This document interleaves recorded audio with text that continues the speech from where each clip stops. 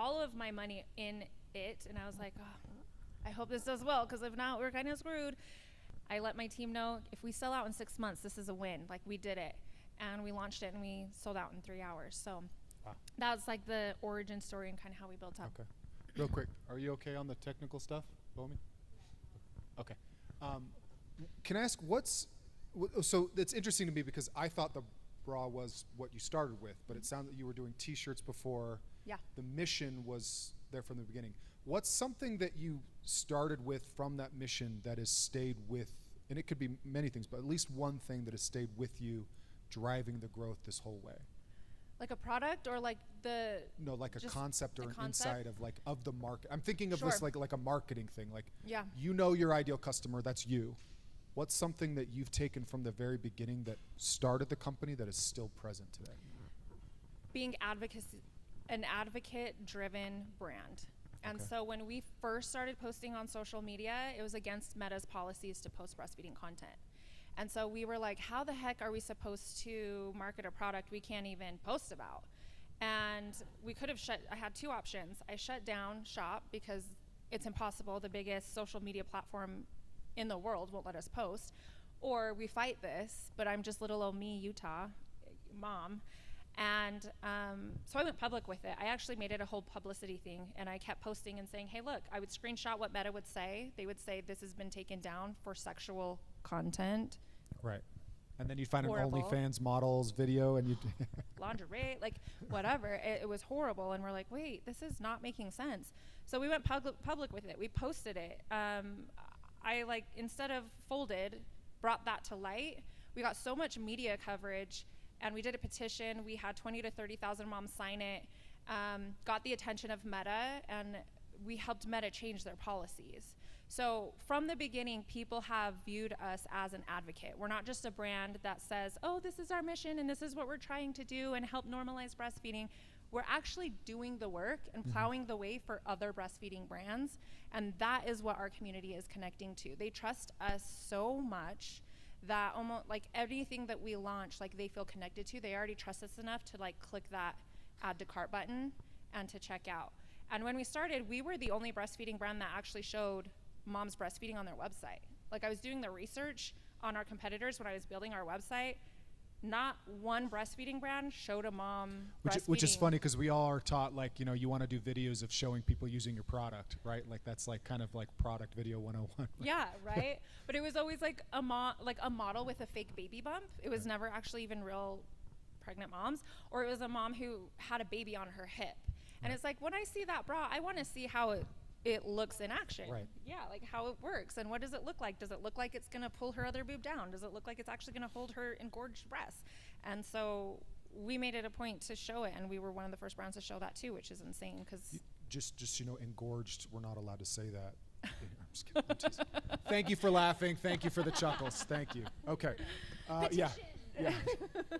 David, we need to change that policy. Okay. Okay, Ashley, tell us a little bit more about what. Okay, you were behind the, what's it called? How did behind the chair? Again, I don't get into too many hair spots other than taking the kids, but tell me about that idea, that genesis of how House of Foil started.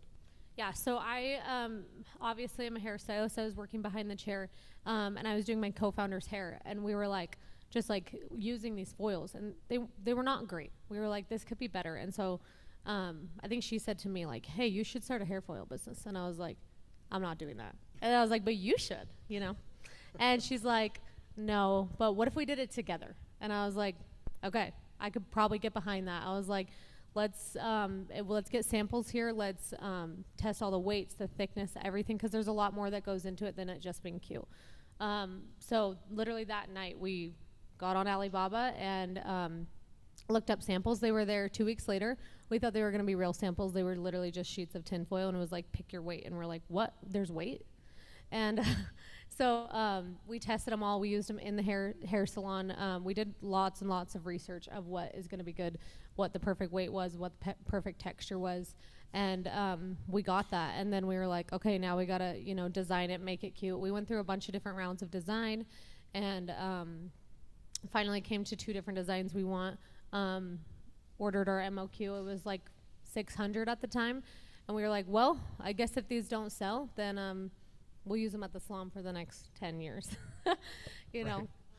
Yeah, it just really came from doing hair, being in the salon, realizing there was a gap in the industry. The industry is so led by men, no offense, but we're the ones behind the chair, you know? Now, I didn't know you were going to be as politically active as Lindsay is. I knew, and by the way, all here for it. Like, we had a baby 2 years ago. That was my first real, I have older stepkids, but I had no idea all of the emotion that was packed around something so fundamental to all of our lives. But you can be as political as you want to.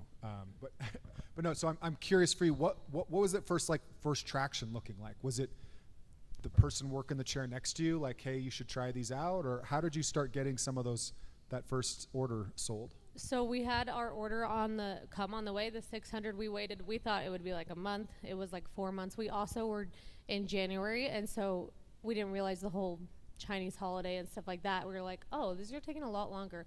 Anyways, they finally came, and I think they came end of April, and we had a launch date. We're like, May 5th, Cinco de Mayo, we're going to launch.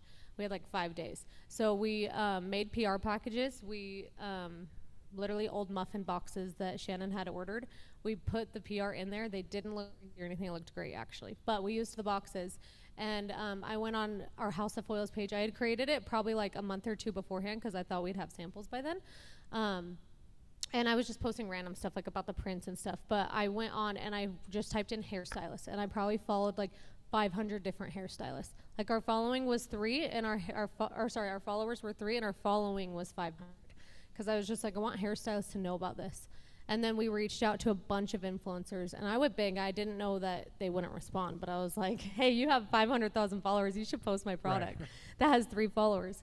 But we reached out to people and asked if they would post, if we could send them PR. We got a couple people's addresses. We also had no money. So some of them were local in Utah. So we literally went and drove the PR to their house. Hopefully they didn't have a Ring doorbell because we knocked and ran because I was like, we didn't do this. It got shipped. Yeah, you gave me your address this morning, but I dropped it off tonight. Okay, so I love, and I'm sorry, I don't know if anybody else is thinking this, but you're rattling off these things like so commonplace. Like, so yeah, then we got an Alibaba. Yeah, I spun up a Shopify site or website, and yeah, we put PR packets together. Like, where did you learn to do all those things? Like, it just sounds like you just went and just did it, which also, I think is incredible. I never answered your question about the traction and stuff, but so that is how we got the traction, by doing that, sending it to PR, and then a few influencers did post. Okay, back to this question you just asked. Well, wait, okay, yeah, now I'm all over the place. But yeah, I mean, did anybody else think that as you were saying that? Just felt so like, okay, you just started, yeah, okay, so we're heading, so I just want to make sure that wasn't me. I love that. I think that's one of the most incredible things about entrepreneurship is we don't know what we don't know. We just start doing things. And so I want to unpack actually some more of that a little bit, but let's finish the traction because you guys probably want to know a little bit more about that. Going from some influencers, getting some sales for you because they're posting, right? What was like step 2 of that process for you? So obviously we gave it to the influencers, hoped and prayed that they posted because we weren't paying them anything. We didn't have any money. So we just were hopeful that they posted, and then the launch day came around May 5th and we sold out, and we're like, whoa, how did you guys know about it? We probably had a few people post, and then I really think a lot of people saw from us following hair pages. This was also one of the first, like there wasn't a ton of hair foil companies out there. So the fact that we had, cute branding and a vision behind it and women that wanted to make a change in the hair industry, I think people saw that and wanted that. Okay. What's something from those early days, like a value or principle, like I was asking Lindsay, or a mission or something that is still present in the company today? I think just working hard. Like, I think from the beginning it was like just literally working, and you get what you work for, so I think just like every single one of us on our team works so hard, and I think that still carries over to this day. It's like we are a team of 5 to 7 of us, and everyone works so hard. We do not have investors. We don't have agencies a ton and stuff. It's like all in-house, and we are the ones working hard. And I can see it like from the year 1 to year 3, the change that's happened, but it's like nothing, the work that we put in hasn't changed. It's only been more. No, that makes a lot of sense. Okay. Yeah, I'm wondering like what other things you're going to drop. Like, yeah, then we just casually launched international, or we launched into this or that. But I'm sure there's a lot more there too. Lindsay, what was it like for you? So the T-shirt approach is how you got started. Milk Maker again is making me chuckle still. I can imagine that doing still very well on TikTok Shop to this day. But what was it like with the getting the breastfeeding bra? Like, what did traction look like for that? Was it the audience you had built up on the T-shirts? Like, what was some of that early market validation for you? Building our audience with the emotional connection first. So we didn't, even when I had my T-shirts, I didn't post about our T-shirts a ton. Like, I posted them, but I didn't talk about them. So like I would go on and do educational information. I would go on and talk about how tired moms are. I would go on and talk about how it's so hard to get the latch with the baby. And oh my gosh, I'm so tired. My baby was up all night. Who else feels the same way? Like building that emotional storytelling with them first. And I would just make sure I was always wearing one of my T-shirts. So I wouldn't even like mention the product. I would just create the problem around our industry while creating the video or photo, and then people would naturally come in because they were lured in by our content and our information that we were giving. But then in the comments they would say, oh my gosh, I love your shirt, where'd you get it? A lot of people found us that way. They didn't even know we were selling them yet. And so they would think I was like an influencer, not like a brand page. Right, okay. And so they'd come and we'd send them the link, and then it would start to sell. So we built that emotional connection around the merch, but it eventually got to a point where I realized, because we reached $1 million with just merch, like T-shirts. And I was like, I want to be a brand that is around forever. Like I want to be the brand, a household name that everyone thinks of when they think of breastfeeding. So how can I do that? Can't be with merch. To get to that next level, merch is in and out. Fashion comes in and out, styles go in and out. It's a trend, right? So I knew I needed to create a product. So I opened up my Excel spreadsheet and I wrote down a list of like 10 products I would want to launch under the Little Milk Bar. And one of the first products was that bra. So when we launched it, I didn't know, like I knew we had a really solid community that was like hanging on every word. I had no idea like the purchase influence we had until I launched that bra. And then when we sold out in a few hours, I mean, we did $250,000 in 3 hours. Wow. I was like literally on my floor bawling, wow. Like, oh my gosh, we're not gonna lose the house. Talk about validation, right? Right. So that was the moment I realized like, okay, we have something very strong here. Like we've built something amazing. And when I say I'm so used to saying we because you try to sound bigger, but at the time it was just me. I didn't even have like a customer service rep. I was replying to emails with the name Angel and it was just me. Like I didn't want people to know it was the owner. But once that light bulb went off, once we proved concept again with the bra, I'm like, hey, we need to move forward with more products. And so that's what we're kind of doing this year. I love that. Yeah. Okay. I had this visual of thinking about my wife scrolling through Instagram at like 3 a.m. because she's waiting for the baby to go back to sleep or he's restless and thinking about her finding that post. So I almost, if anyone caught it, that's what I was thinking about. We've had our own issues. That's the thing I never understood about breastfeeding was so many complications. My wife had milk, but there weren't enough calories. And so we had to supplement with formula early on. And then she kept pumping to try to build up for the immunity benefit, so we would mix it in, but he would reject those bottles. So once we started giving him formula, he didn't want any of the breast milk. And my wife just felt devastated all the time, like her entire self-worth was nothing. And I'm like, this baby is the most incredible thing ever, and you did it. Like the breastfeeding thing is, anyway, so sorry personal tangent, but if you know me, you know I don't, there's so much emotion that goes around it, and like when it doesn't work for someone, they feel like they're failed. And so that's an emotional connection we've created too, is like, yes, we're a breastfeeding brand, but we really are like, it doesn't matter if you breastfed for 3 days, 3 weeks, 3 months, 3 years, like you're a milk maker. Like you did that. You were amazing, and you did what you needed to do. I wanted to touch really quickly on the PR boxes because we did PR boxes for our Ally bra, and I think that's what really catapulted us in that space too, because a lot of breastfeeding or just motherhood brands weren't really cool brands. You think of motherhood and it's like, I don't know, you just picture like, like the pilgrims, you know what I mean? Like you just picture the like lame. So we made breastfeeding cool, and when I sent out these PR boxes, I think I sent out 50 for the Alley Bra. I wanted to go above and beyond. So I like had all of the senses involved in our PR box, and I put so much effort into it. I created this video with this specific song that was our launch video. And so on the box that we designed, it had the colors. We launched with 3 original colors: pink, blue, yellow. And when I wanted, this bra was like, it's a cloud for your boobs is kind of like what the marketing line slogan was for it. And the box that we created, like I really put so much work into it. I didn't have money really either, so we just used what we had. But I got a bunch of cotton balls and glued them to the bottom. Actually, I got those fairy lights that were the same colors as our bras. Right. And I lined them around the box first, and then I glued cotton balls on it. To look like clouds. To look like clouds, and then I sprayed during the time. I talked a lot about my home birth, and we used essential oils that was like a trigger for me, and it was orange, so I talked about that scent a lot. So I sprayed the box with that scent too, because people were emotionally invested in that story.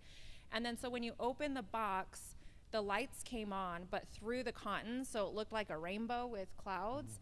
And then the song played, and it was the same song that we played on our launch video. And so like no one had ever seen a press box like that before. And I was like, how can we do this, but we don't have like Kim Kardashian money? Like we can't do PR boxes like that. So I just like handmade every box. Like my kids were helping me, my husband's helping me. And I think when the moms and influencers got that box, same thing, we sent it to a bunch of people hoping they'd post. And because the press box was so cool, they couldn't wait to post. Like they wanted to brag about this PR box because it was so awesome. Oh, I love that. Is there anything you want to ask or comment about on what she said or anything too? No, I think that sounds amazing. I want one. I know, me too. My stepson is like, that's what he wants on his ceiling. So It's cool. that's what we're working on this summer. But yeah, it is really cool, those lights. Okay, so thinking about that journey, that early on traction, like I now I want to start kind of getting into a little bit of some of those lessons or ideas. As what are some of the things you feel like that you didn't know that turned out to bite you, that you know, if you're comfortable sharing like mistake, failure, setback, and what you learned from that, either one of you that wants to chime in on that one. We're going to go successes as well, but this is going to be definitely a controversial one, but probably 8 months ago now, 8 months ago now, we moved to a 3PL, and it was probably one of the worst decisions we made as a company. Nothing against 3PL. They were great for other businesses. For us it didn't work. What wasn't working? It was expensive. We have a lot of control. Like, see those PR boxes? I want to be able to make that. I want to be able to handwrite a note inside. I want to be able to do all these things that we started off doing. And we almost felt like we lost touch with our customers. We had done fulfillment for 2 years before that, and then we went straight into a huge 3PL, sent away our product, and then we were like, crap, felt so disconnected from the product and the connection that we had with our customers. And it was expensive, like I said, because we weren't used to that. We were used to paying an hourly employee or doing it ourselves, mostly that. And then switching to, $5 to $10 per package, we're like, well, crap, there goes our margin, So that was probably one of the biggest mistakes to this day. Doesn't mean we may not do it again in the future, but we did bring it all back in-house. We bought a warehouse back in February and brought it all back in-house, and I think it's been the best decision ever. We also have a place to house our team. We have our warehouse manager. Like, it's all just seamless. Well, and if you were to do it again, you now know what you didn't like about that 3PL experience. You'd now be looking for a 3PL that's, maybe talking about having that type of control. Yeah. I don't know. I've seen so many brands that go both ways. They are so relieved when they go into 3PL, or they're so relieved when they come out. So I don't know if that's necessarily controversial. Are there any 3PLs in the audience? Yeah, sorry. No, it's okay. Sorry. I mean, yeah, David is familiar. Yeah, but yeah. Hey, we use Anata though. Yeah. What about you, Lindsay? I would say so. Early on, I was a mom-focused brand, and so when I started to build my team, I thought it would be a really good idea to hire stay-at-home moms to do like my customer service, and they could live anywhere in the country, didn't have to live in Utah, but they would just answer my emails and help us with that. So I hired 3 stay-at-home moms to help us do that, and I thought it was a great idea because I'm like, oh, we could promote too that like we're helping stay-at-home moms make some extra income. And then I quickly realized that it just doesn't work. I needed someone here in Utah, especially when we had like when we would do pinners, I would have to hire extra help on top of that.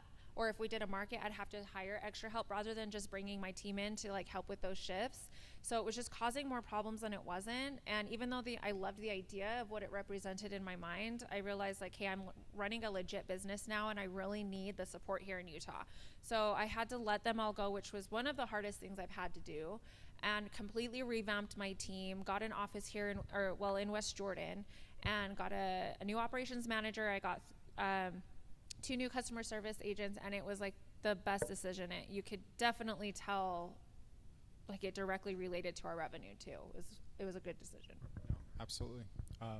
I think that hiring thing is always hard, trying to make that judge between, I'm like using contractors, agency, like somebody local or not. But do you guys have a policy on like how you're hiring? Do you work with very many agencies or contractors, or you usually look to hire that in-house?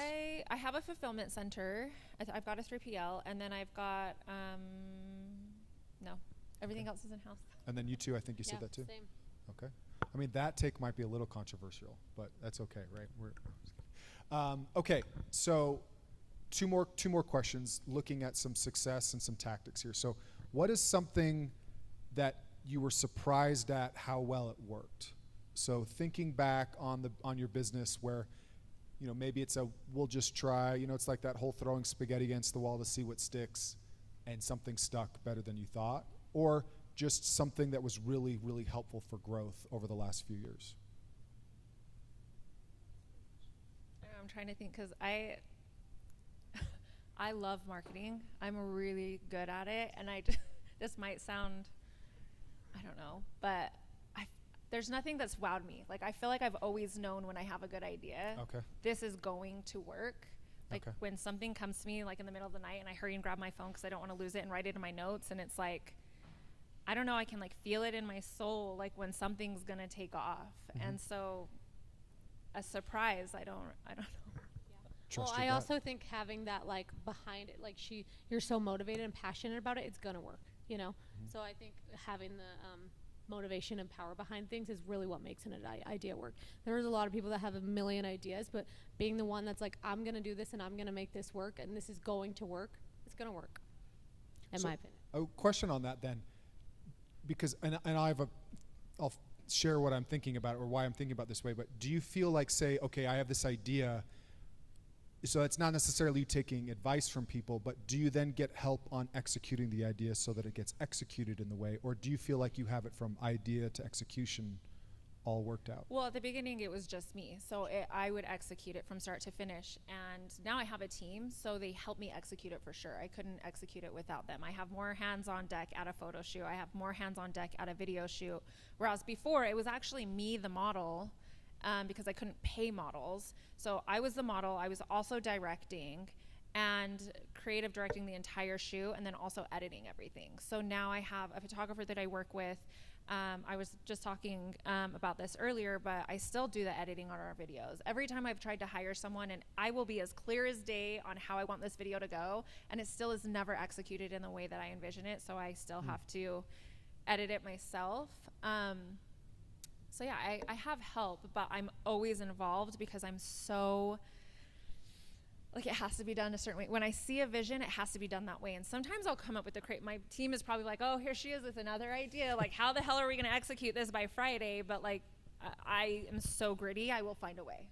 Like, we're working on this milk truck that we just bought, and I got it painted. We were originally going to do a wrap, but we just couldn't afford it. It was so expensive, and it didn't even last that long, only a few years. So I got it painted, and now I'm like, hey, I came up with this idea to put these decals on them, and they're like, hey, well, how are you going to get these decals? I'm like, I don't know, but I'll figure it out. And I figured it out this morning, and we got decals. And so we're going to see a milk truck driving around here soon? Yeah, okay. And I'm going to install them myself, because lucky when I was 20, I worked at a print shop in Vegas and used to install that stuff. So now I've like, installed some vehicle decals too. So I'll figure it out. maybe you need to pull it in here. We'll do a party event. Ashley, something that wowed you, surprised you from a success standpoint? Okay, this is something we did recently, but we did a foil off, which is, that's what we called it. But it was basically people, so we have all these designs. We design Everything, we have a designer that helps with it, but we come up with all the ideas. But people are setting ideas constantly. Like, you should make a butterfly one, you should make an Adidas one, you should do hair, scissors, whatever, all the ideas. And so we had this idea that what if our people submitted an idea and we voted on it as a group, like as a community, so that it was like what you guys wanted and what you designed. So we called it the Foil Off. We did it in January, and we had so many submissions of things people wanted to do. And we were like, how are we even going to choose how many? Like, there are so many. So we were just going to choose one winner. But we ended up choosing a final 15 and then let our community vote on the top 3. And I think that was really amazing because people had voted on it and it was designed by our community. So that did really well. And like, we sold out of those prints in just a couple days. And like, I was just at a hair show teaching last week and someone was like, are you going to bring Silly Goose back? And that was literally one that was designed by, and it was cute. They got to all sign it, put their Instagram on the back of it, got a post with us, like a collab, and then they got a year's worth of them. You're inspiring thousands of hairdressers with what designs and fun. Like, I really feel like you're connecting with people when they're willing to do that. Because other brands try to do that sometimes, and it fails because people are not that emotionally invested. So, I mean, you haven't talked about emotion a lot, but that's what I'm hearing when you're saying that, is actually people connecting with your designs, it being fun, being part of it. Well, and they feel like they had a say, Right. Like, obviously when we come out with things, it's not like, oh, do you guys want this color or this color? It's like, we designed it, we think that's cute. Right. So it was really fun to be able to bring them. And most of them too, we were like, oh, we would have never done that. Like, that's so cute, I guess. But like, we wouldn't have came up with that. And so I think that was really fun. And you knew it was going to do good, I guess, because everyone voted on it. Okay. And they get to brag about it. I'm like, if I got to design something and a company launched it, I would be like, oh my gosh, I'd send it to everybody. Huge word of mouth. Yeah, Yep, they were so cute. Like, their post they wrote about the whole experience was just so amazing. That. Yeah, I love that. That is so much fun. Okay, final question. And you've talked a little bit about like where you're kind of at, where you're going, but what are you seeing as the secret for your success from moving forward? You've talked a little bit about product. You've talked about a few different channels, but think of it as like a parting thought or gift of where do you see your success coming from in the next 6 to 12 months? I'm trying to think of the best. There's so many things that come to mind, but I guess something that stands out with me just because I love marketing so much is storytelling around everything. Like our launches, our posts, anytime we launch a new product, like I think so many people put so much pressure on the day of launch, but it's really the 2 weeks leading up to the launch. Right. And really spending like a whole 2-day marketing intensive where you're planning out what that launch is going to look like. Like when you're going to tease it first, when you're actually going to show the product for the first time, and having all of your avenues lining up the same. So your emails, your texts, and your socials all need to line up. So you're not showing one first and the other one a week later.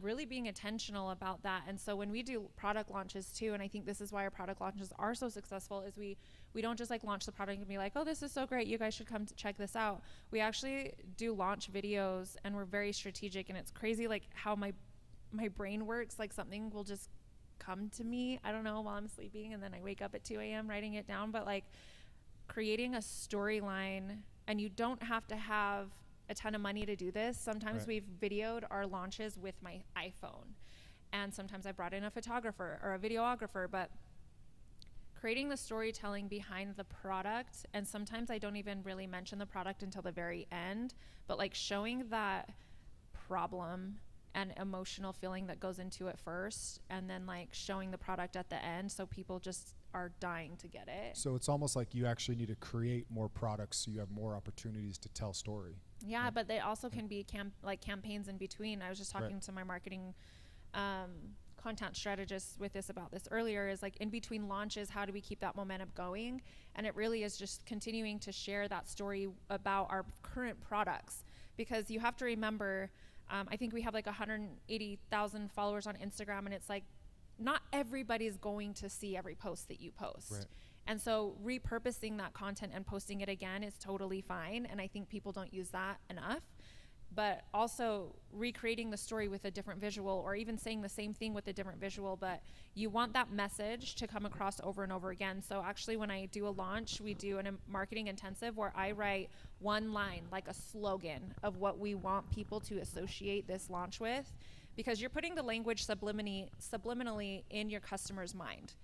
The Alley bra was the first bra on the market designed to sleep in comfortably. Every single time we posted about it, we said that same message over and over and over again. So in that marketing intensive, you've got to come up with your slogan, and every time you post content about it, you say that message over and over and over and over again. So now when the mom's at the park and she sees a mom breastfeeding and she's talking to her about the little milk bar, oh my gosh, you got to try the Alley bra. It's the first bra on the market designed to sleep in. Like, they're literally using our exact language because we've used it. Yep. Yes. So, yep. Awesome. Ashley, what you feel like the key for your success in the next 6 to 12 months? I think our key to success is going to be to speak to our people. I think what we did in the beginning is we focused on foils for 3 years because was our bread and butter. That's what we were good at. That's what we needed to be. And so I think some of our goals for end of 2026 and going into 2027 is we're going to be launching more things for hairstylists, but keep remembering those are our audience, and that's who we're speaking to, because we'd love to be all hair in at the end too, but just remembering our audience at the beginning, we're speaking to hairstylists before we're going to every girl that needs a hair product. So I think that's going to be important for us going forward, speaking to our audience and telling them what we're trying to solve. I think with these products, we're not white labeling anything. We're working with what do we call it? Industrial designer, and making products from scratch. Nothing that's been out there, nothing that's seen out there. So I think having slogans, having things that's you've never seen this before. When you see your tray at the salon, you're gonna know that all of that stuff is from House of Foils. I love that. I love that. Taking over the chair, right? Yep. Is that, am I getting any of the? Slay the tray. Slay the tray. I love it. I love that kind of thing. Okay, let's give them a big round of applause. You're going to be hanging out for a little bit? Yeah. Okay, so I'm going to skip Q&A because if you have questions, please just come up and talk to them. They're amazing and just gave so much information to us. I have a couple slides to get through real quick. This is the part where I am going to sell you on some stuff, so if you'll forgive me real quick. But if you're new to us, or maybe you're not, we have more events coming up. We have a Shatter the Range event. So next Thursday, if you want to come hit golf balls into giant glass panes at Thanksgiving Point, scan this QR code and come on out with us. Our friends at eHub are covering the cost of this. I see a few phones up still, so I'll hold on for just a second. Scott, do you have churro samples? My friend Scott Craig Porter here, who if you've never had a San Diablo churro, you are missing out. He's got some samples he's going to set up for us. We also, our Women in Ecom group that meets every month is doing a workshop on June 16th and dinner at Taqueria 27 right here in Lehigh. To be honest, they don't include me on the planning for this, so I can't explain it super well other than to say it's about conquering the things that you feel like are holding you back. And that's the workshop, so it's empowering you to do more. We've got some really great people from Amazon and Walmart that are actually going to be there as well. It's going to be really cool. And then dinner. And finally, last but not least, our event, our big conference in August. So I told our boot camp class this on Wednesday night, but we just got this confirmation earlier this week. But TikTok Shop is coming. They are going to help us we're going to have hundreds of creators at the conference for brands to connect with. We're doing a matchmaking event. It is free. It's included in the cost of your ticket. So if you're a brand, there's a little checkbox that says, yes, I want my info shared with creators. Click that, and you will be involved.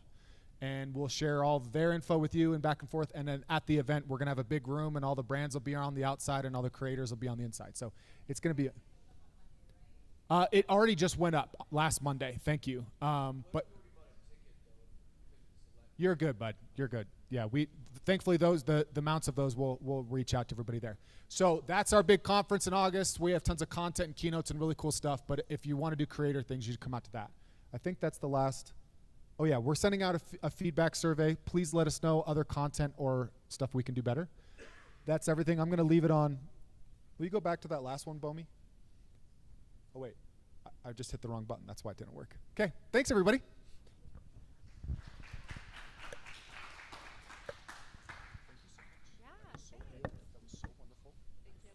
So much. And then, yeah, you're always welcome.